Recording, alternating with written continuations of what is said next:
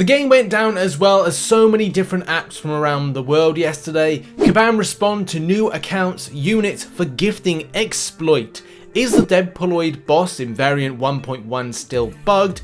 And what the hell is going on with Ikaris and his Nerf and his SP1? Man, we have got so many juicy topics to go over in today's video. Make sure to hit the like button, subscribe for post notifications on all that lovely stuff. But one thing I must do before going anywhere is give thanks. Thank you so much to everybody that supports the channel as a YouTube member and also as a Patreon. You're on screen right now. Appreciate you for keeping that love and support. Also, those that support on twitch.tv/RichTheMan live, that's where I do my live streaming. So thanks to everyone that has an Amazon Prime account that converts it to give a free Twitch sub. Thank you very much for that. Those who give tier 1 subs, tier 2 subs, bits, donations, gifted subs, thank you so much for that support and love over on twitch.tv/RichTheMan live. Also this week I'm going to give a fair reminder about the fact that this weekend on Saturday the 20th of November I'm going to be doing a special birthday live stream which is going to be doing 10 6-star featured and 10 6-star basics. So yeah, that's what I'm going to be opening up in on that stream.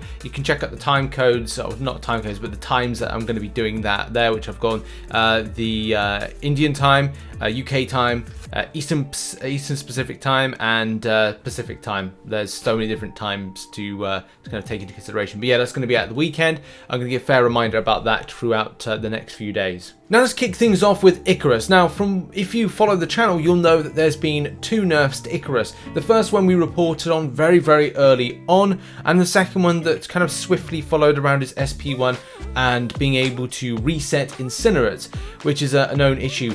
The fact is, this champion has gone out for preview bundles as of yesterday, but technically has gone in under its non-fixed form. This is why that you've seen a lot of content creators not post videos, especially from testing out the champion in the CTP, because it doesn't represent this champion's correct damage, which should be a lot lower based on the fact of it hasn't received its second nerf.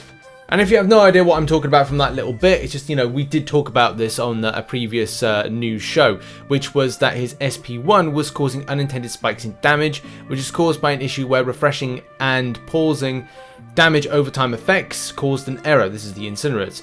We'll be making a temporary change. We'll reduce the number of refreshes on Ikaris SP1 while we work on a full fix. Will be released with a future update, which is weird because people have spent money for a champion that is not going to be delivered as what we would assume it to be.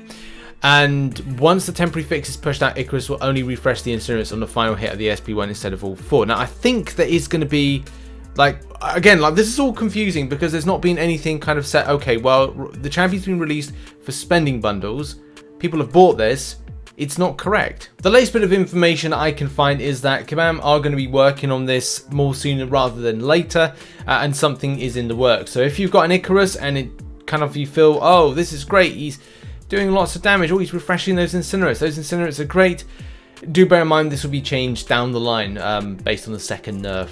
Now next up we move on to something very serious, which is the game went down. Now you might be thinking to yourself, oh, it's Kabam, the game goes down all the time because of them, and you would be right, 9 times out of 10. It's just those 1 times out of 10 that something else, something bigger than MCOC happens that causes things to go down. So yesterday we saw an unknown error has occurred, please try again later. Now I was having my dinner at the time, you know, calmly relaxing, and then all of a sudden, oh, this happened. I thought, ugh, Kabam's at it again. But then later on found out that this was more widespread, as Brian sent through to myself and many others to say, like, okay, well, it's actually a bit further. It does run deeper with loads of different sites: Discord, Rocket League, Pokemon Go, Snapchat, Spotify, Nest, Facebook, you've got Twitter, everything, EA, boo EA. You know, you name it, loads of things were massively affected by you know, problems from this what seems to be a tag or problem. Okay, now let's move on to the Deadpooloid 1.1 boss fight. Now I've got on screen right now some footage right here. I've seen a few people talk about the fact the champion isn't dying. And look, we're going to like see here, top right hand corner, that blue life cycle type node is going to be there in blue, right? And then it's the case, you know, as soon as you knock down the champion, like that, it's going to go grey.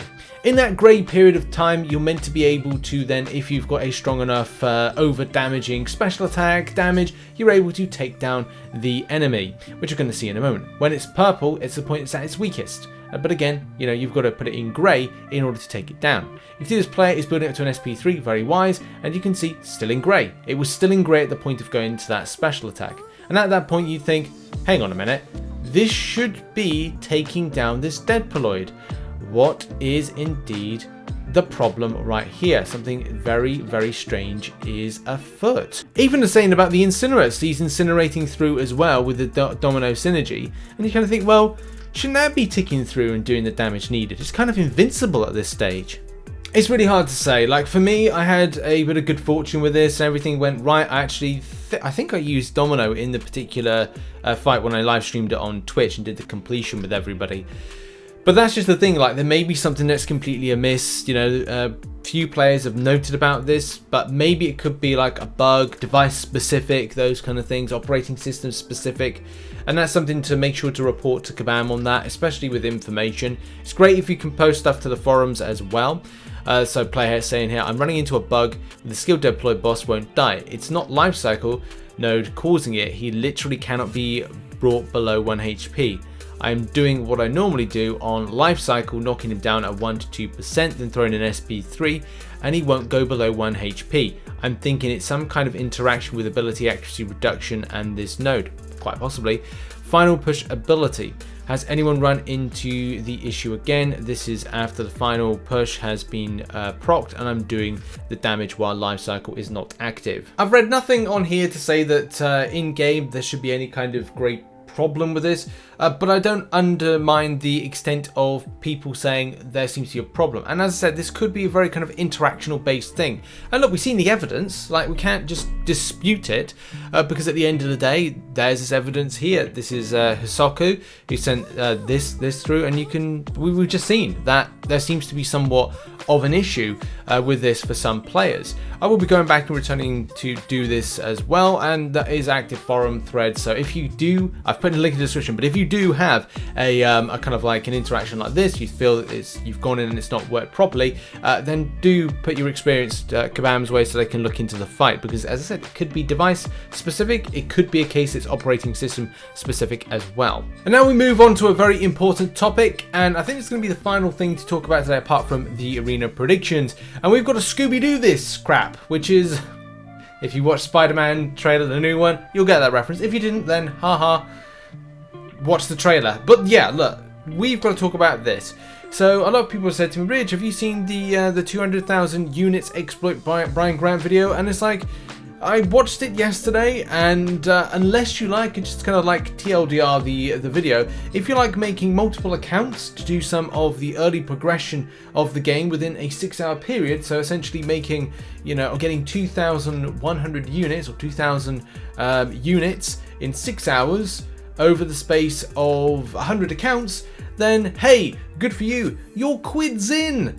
You're going to do very well when it comes to the gifting event, but at the same time you do have to look at the fact that the amount of time you have to invest is 60 hours. That's time. At the end of the day, Brian's video is good, right? But at the same time, as you know, I mean, look, if you after 7 years of playing this game still think that you want to spend 60 hours additional to grow an accounts, to grab more units, to invest in the gifting event, then look, hey, you do you. I myself would rather spend that time to play the new definitive Grand Theft Auto collection, playing other games with other people, and yeah, maybe getting on with some of the content within MCOC, but I've really got to be honest, I would not like to find an additional 60 hours to go through the process of making random accounts to then go back in again. But as I said, you do you. There will be people out there that want to look, especially as a free-to-play option, for that way to go.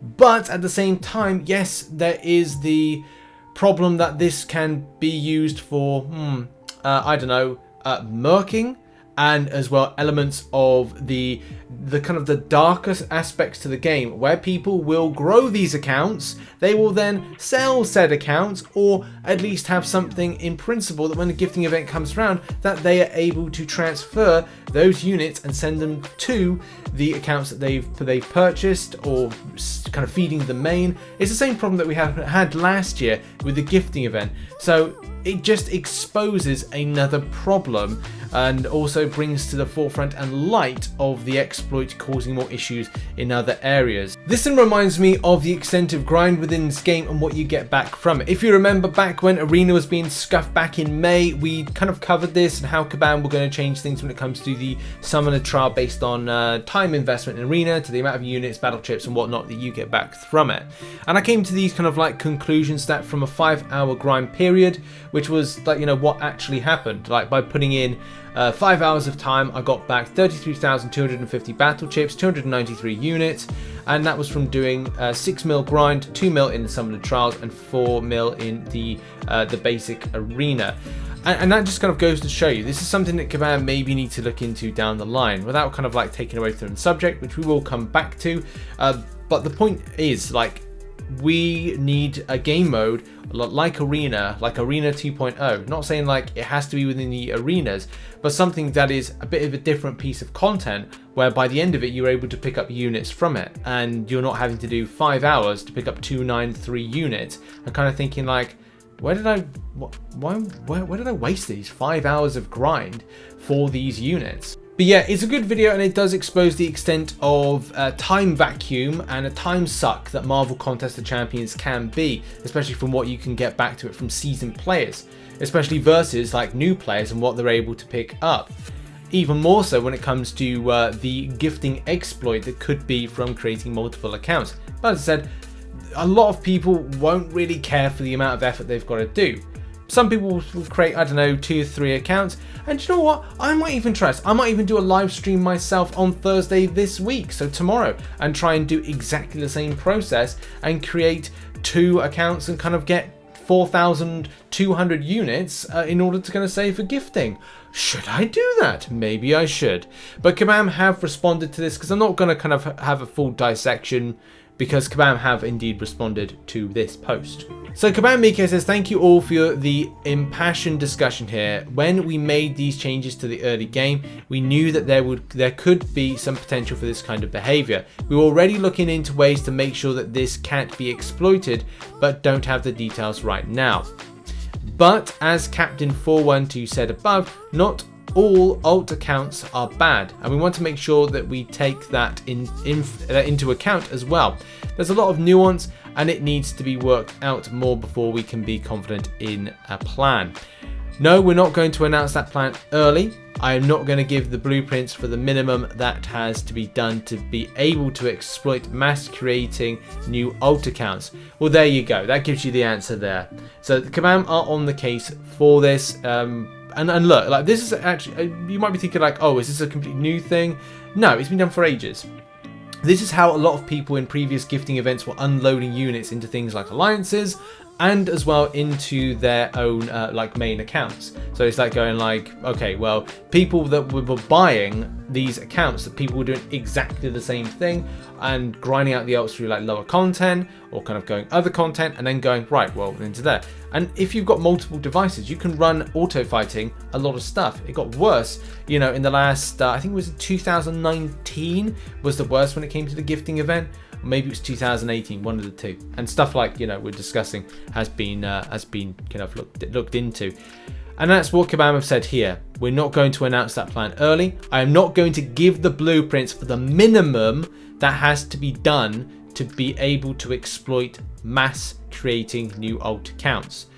But that's the thing, maybe like this, you know, if you see one account, your main account, so say my RichTheMan account, and I create 10 alt accounts, and they're going like feeding the main, and it doesn't look like they are friends that have been on my friends list for a while, or they kind of like look a bit suspicious, then what Kabam will do, they'll see that, and then they're able to kind of deal with it. So I kind of get what Brian was doing to kind of bring this to the forefront, to say like, look, it could be done, but at the same time, I'm sure that Kabam were kind of on this, because here's the thing, if you didn't know already, and it's a bit of a shocker for you, Kabam like money. Yes, money. That's what spins the gifting event. So of course they'd look into something that they could restrict the extent of people exploiting a system that means that they're not getting money. That's exactly what they're looking at. So yeah, I mean, good news, bad news. Like, Kabam know this, but you know, at the same time, creating, you know, 2 or 3 alt accounts isn't exactly going to be like raising red flags with Kabam. It's going to be when as even, you know, Brian has said, if you create 100 alt accounts to get 200,000 units, then do you know what? That's going to be a bit of a big blip, isn't it? That's going to put you on Kabam's radar. Low amount of accounts don't put you on Kabam's radar. So there you go. Like, I didn't want to do like a full detailed response to this because I just think that, you know, I could have just in this kind of little segment done the response, and you got informed with the news what's going on with Marvel Contest of Champions. Now let's do the arena prediction, shall we? The arena coming out on Thursday is going to be the lovely Void and the equally lovely Mr. Negative. My predictions for both champions are going to be very difficult, mainly because of Void. Void isn't a champion, I don't know, because I'm not saying it's not popular, it's just the case like at the moment we've gone from having new featured, new champions that haven't really been in the 6-star featured for a while, or they've been new to 6-star. It's just a case like having that push from say 120 to upwards of 150 and new champions pushing through the 170 mil. You kind of go like, okay, well, Void isn't one of those hype champions anymore. He's still good, not knocking out, but it's a case like I just don't see players grinding past 100 mil for a 6-star Void. So I think 90 mil is going to be safe, but we'll have to see on Sunday. 5-star Void going with 40 mil. Again, I think that's going to be lower, anything between 30 to 40. Mr. Negative is 6-star. This is where it's going to be a bit of a bone of contention. 60 mil I think is safe, but you may want to shoot for 65 because again, this is the first time this champion is going into basic from what I gather, and as well as a 5-star, I think 20 mil is going to be fine. It's a good champion, Mr. Negative. I think it's just one of these cases of going like, this could be a very interesting arena when it comes to results on Sunday, and tune in Monday for the news show for the results. And there we go, that has been the Marvel Contest of Champions news show for Wednesday. Lots of spicy topics to go over, and we've gone over them, we have. And I'll be back with another video a bit later on today, and also maybe later on when it comes to the week 3 of the side event. More scuff to come.